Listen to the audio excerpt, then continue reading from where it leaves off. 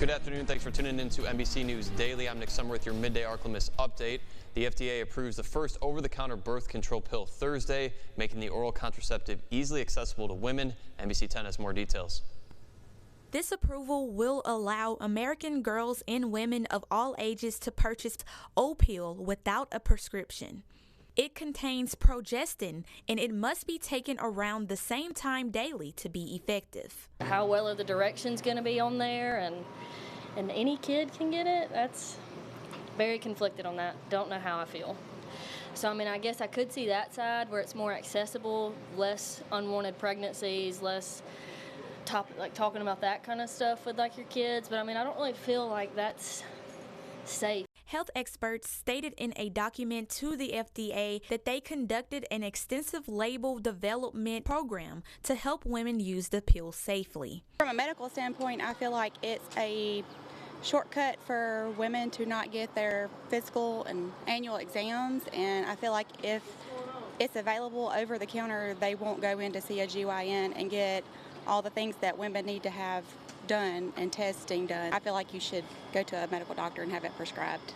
According to research, Opill was first approved for prescription use in 1973. Now it will be the first contraceptive medication to be available over the counter beginning early next year. Some believe this may cause problems between teens and their parents. I know that it's hard for some teenage girls to have that talk with their parents and say, I want to get on birth control, and it could just start a whole big argument in the household. If your mom goes in there with you and she's fine with that, that's fine, but I don't feel like any girl should just be able to go in and get it. The price of the pill has not been determined. Reporting for your Ark-La-Miss news source, I'm Mackenzie Jonikin.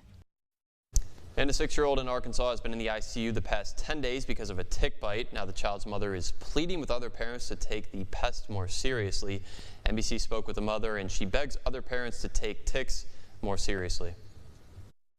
A walk and a tick bite is a frequent occurrence in an Arkansas summer, but Aiden DeBus' reaction to it was not. A day after Aiden comes up to me and he was pressing right here saying that his forehead was hurting. Since Aiden was the only person hurting out of 3 bit, his mother Lakin thought it was allergies and gave him medication, but when he couldn't get out of bed the next day, they went to the emergency room and were med-flighted to Arkansas Children's Hospital. He lost all motor skills, all function. He couldn't speak. He was just yelling. He was chattering. And come to find out, these were all mild seizures. An infection carried by ticks called ehrlichiosis made his brain and arteries swell.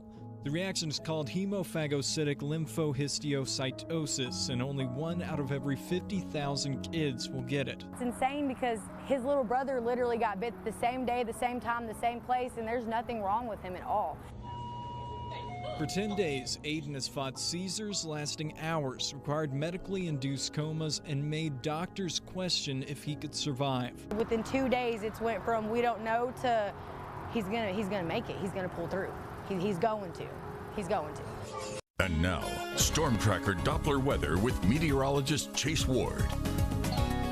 Temperatures will be climbing back up to the upper 90s for this afternoon, and thus the heat advisory will remain into effect for the entire Ark-La-Miss. We could see our heat index values get above 105 and get close to 110. So just be extra careful this afternoon. Take frequent breaks from work or exercise. Wear light colored and light loose fitting clothing, and remember to stay hydrated overall. We're going to see temperatures climb into the upper 90s by 2 and 4 o'clock today, and we'll possibly see a few patchy showers and thunderstorms. Going to remain north of the I-20 corridor, mainly in parts of Arkansas, but south of I-20, most areas will stay mostly clear, and that's where we'll see those temperatures slowly start climbing up.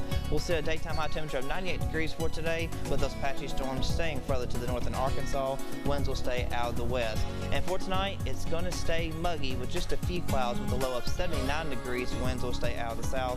And for tomorrow, we're going to see some sunshine. Can't rule out the possibility of a few pop-up storms like today across portions of Arkansas, but we'll see a high of 98 degrees again. It's going to stay hot and humid, and temperatures are still going to stay high through next week, but we'll get a little bit of a cool down on Sunday as showers and thunderstorms return on Sunday, Monday of next week. And then as we go into Tuesday, Wednesday, and Thursday, those temperatures are really going to rebound back up to the upper 90s, and we could see our heat index values once again reach excessive heat warning criteria, where we could be above 110 for the heat index. And we're going to see our lows stay generally in the